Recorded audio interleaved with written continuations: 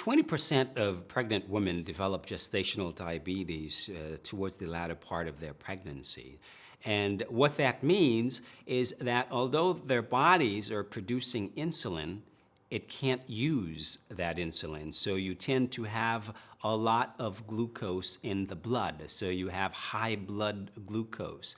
And the problem there is, unless that is taken care of, it can affect the unborn baby in a negative way, because while insulin can't cross the placenta, the sugar, the glucose can. So the baby can be getting a lot of excess sugar, which can lead to what I call the fatty baby syndrome. The baby can get extremely fat or obese while it's in the womb.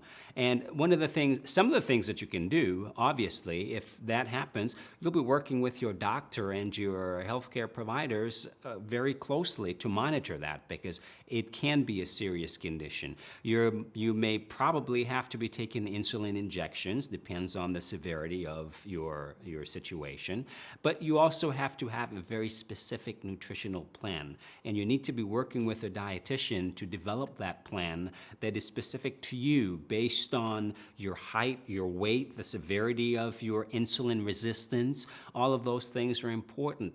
Some basic things that you need to look out for is when you eat, you want to make sure that you have a balance of carbohydrates and protein and healthy fats at each meal.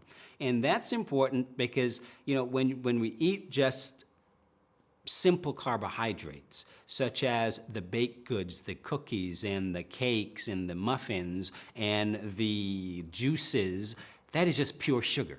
So that goes directly to the bloodstream. There's nothing that has to be done. It doesn't have to be broken down very much. It goes directly to the bloodstream. When you eat complex carbohydrates like oatmeal or whole grains and lots of vegetables and fruits with protein, it slows down the release of those nutrients to the bloodstream dramatically. So that's the way you want to go, because you don't want to eat things that are going to go right into the bloodstream and cause you to have a sugar high, because again, your body cannot use the insulin that it's producing, so all that sugar is going to remain in your bloodstream and possibly getting into the placenta.